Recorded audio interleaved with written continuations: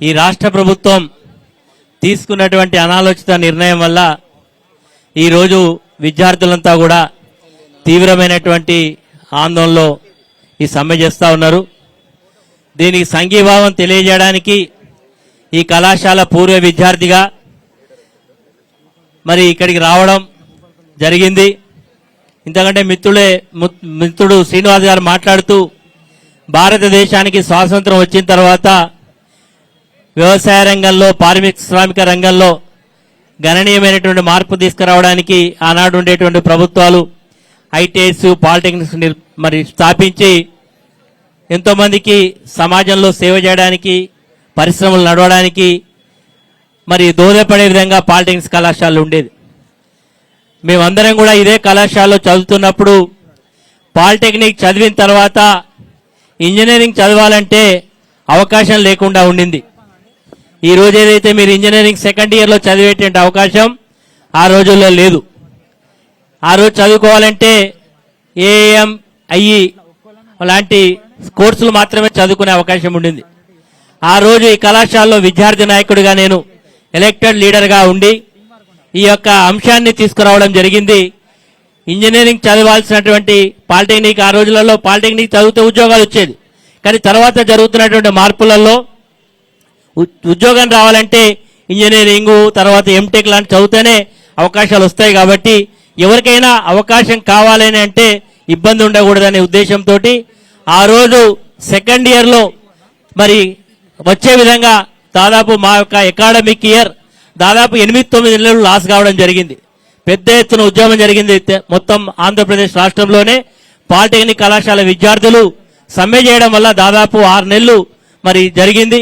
ఆ రోజు మేము చేస్తున్నటువంటి సమ్మెని ఇక్కడ ఈ కళాశాల నడవాలంటే వీళ్ళు ఉంటే ఇక్కడ కళాశాల నడవదని చెప్పి ఆ రోజు నన్ను మహబూబ్నగర్కు, ఆ రోజు జనరల్ సెక్రటరీగా ఉండేటువంటి పురుషోత్తమ్ను కాకినాడకు, అదేవిధంగా టైటస్ అండ్ ప్రెసిడెంట్ ఉండే ఆయనను మరి వైజాగ్కు ట్రాన్స్ఫర్ చేసి తర్వాత ఆ రోజు ఉండేటువంటి ప్రభుత్వంతో చర్చలు చేసి అల్టిమేట్గా ఒప్పించడం జరిగింది. ఇంజనీరింగ్ సెకండ్ ఇయర్లో మరి కోటా ఇంజనీరింగ్తో విద్యార్థులకు పాలిటెక్నిక్ విద్యార్థులకు కోటా కల్పించడం జరిగింది. ఈ రకంగా ఒక మార్పు తీసుకొచ్చి ఈరోజు పాలిటెక్నిక్ చదివిన విద్యార్థులందరూ కూడా పాలిటెక్నిక్ అయిన తర్వాత ఇంజనీరింగ్ చదువుతా ఉన్నారు, ఎంటెక్ చేస్తూ ఉన్నారు, మంచి అవకాశాలు వస్తున్నాయి. కానీ ఈరోజు ప్రభుత్వం తీసుకునే నిర్ణయాల వల్ల మరి చాలా అయోమయమయ్యే పరిస్థితి ఉన్నది. కాబట్టి అందరూ కూడా ఈరోజు మరి ఇది చేస్తున్నటువంటి సంఘీభావ సమ్మెకు వస్తుందా మరి ఇవన్నీ కూడా దృష్టిలో పెట్టుకోవాలి. నాకు తెలిసి నిన్ననో మొన్ననో మరి కార్మిక మంత్రి గారు ఇక్కడికి వచ్చి మీతో మాట్లాడినట్టుగా ఈ సమస్య మాకు అర్థమైనట్టుగా, అంటే ఈ ప్రభుత్వం ఎట్లా ఉన్నదంటే ఒక సమస్యను మరి తప్పించుకోవాలంటే మరొక సమస్యను సృష్టించాలనేటువంటి పద్ధతిలో వివరిస్తున్నట్టుగా కనబడతా ఉన్నది. మరి నిన్ననే ఏదో కమిటీ వేసినట్టుగా ఆ కమిటీ రిపోర్ట్ ఇవ్వాలని చెప్పి ఇవన్నీ కూడా ఒక తుగ్లక్ లాంటి చర్యలే అని చెప్పి చెప్పాల్సినటువంటి అవసరం ఉంది. నిజంగా సమస్యలను సృష్టించడం ఎందుకు, కమిటీలు వేయడం ఎందుకు, మళ్ళా పరిష్కారం చేయడం ఎందుకు ఈరోజు అర్థం కానటువంటి పరిస్థితిలో ఉన్నది. కాబట్టి విద్యార్థులందరూ కూడా ఈరోజు రాష్ట్రాన్ని ప్రభుత్వానికి వ్యతిరేకంగా గలం తొక్కాల్సిన అవసరం వచ్చింది. ఎందుకంటే ఈరోజు చదువుకున్నటువంటి నిరుద్యోగ యువతకు ఈనాటి రేవంత్ రెడ్డి అనేక హామీలు ఇవ్వడం జరిగింది. నిరుద్యోగ యువతకు సంవత్సరానికి 2 లక్షల ఉద్యోగాలు ప్రభుత్వ పరంగా ఇస్తామని చెప్పి హామీ ఇచ్చిండు. ఈరోజు 3 సంవత్సరాలైనా ఈరోజు జాబ్ క్యాలెండర్ ప్రకటిస్తలేరు, ఉద్యోగ అవకాశాలు రావడం లేదు. ఈయన యొక్క అనాలోచిత నిర్ణయాల వల్ల ఈరోజు రాష్ట్రంలో పరిశ్రమలు కూడా అయోమయం జగన్నాథం, కొత్త ఐటీ సెక్టర్లో వచ్చేటువంటి అవకాశాలు కోల్పోయే పరిస్థితి వచ్చింది. ఈ రోజు ఏం చూసినా కూడా రాష్ట్రం యొక్క ప్రభుత్వం యొక్క పనితీరు వల్లనే ఈ రాష్ట్రంలో జరగాల్సినటువంటి పురోగతి అంతా కూడా తిరోగం వైపు పయనిస్తా ఉన్నది.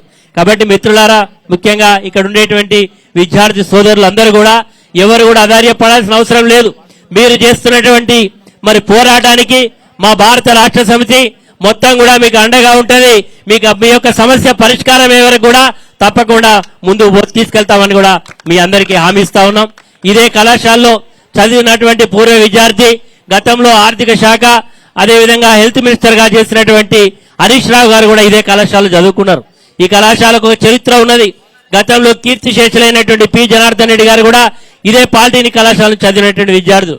కాబట్టి మీరందరూ కూడా ఎవరు కూడా హరీష్ రావు గారు అదేవిధంగా నేను కానీ ఇక్కడ చదువుకున్నటువంటి చాలా మంది ఈరోజు ఏపీఎస్సి మరి చైర్మన్ గా ఉన్నటువంటి బుర్ర వెంకటేశం కూడా ఇదే కళాశాల చదువుకున్నాడు.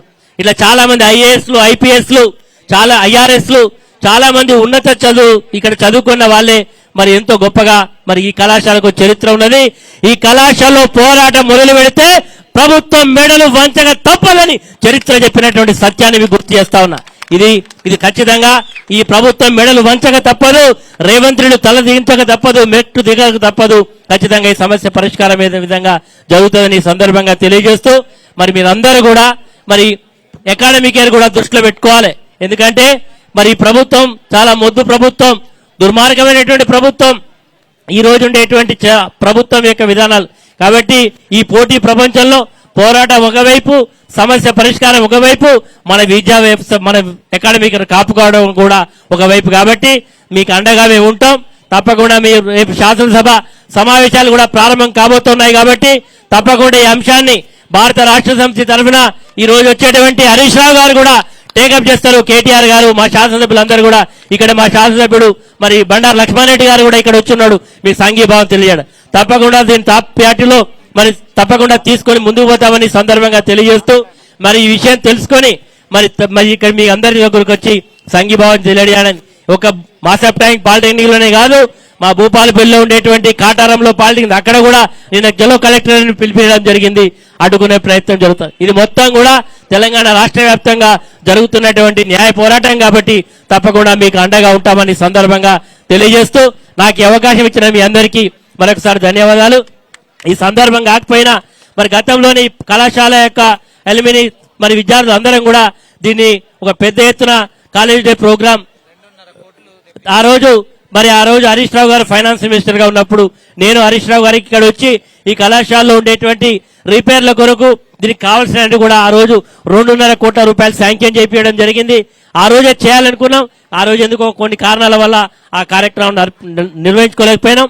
భవిష్యత్తులోనైనా అందరి యొక్క పూర్వ విద్యాలందరినీ కూడా పిలిపించి వివిధ రంగాలలో ఎంతో పురోగతి సాధించిన వాళ్ళు, ఇక్కడ చదువుకున్న వాళ్ళు, అమెరికాలో ఉన్న వాళ్ళు, లేకపోతే బ్రిటన్లో ఉండొచ్చు, ఆస్ట్రేలియాలో ఉండొచ్చు, ఇక్కడ కూడా మంచి ఉన్నత ఉద్యోగాల్లో ఉన్న వాళ్ళందరినీ కూడా పిలిపించి ఒక గొప్ప కార్యక్రమం కూడా చేసుకోవాల్సిన అవసరం ఉందని కూడా ఈ సందర్భంగా తెలియజేస్తున్న మిత్రులారా అందరికీ మరొకసారి ధన్యవాదాలు. మరి అదేవిధంగా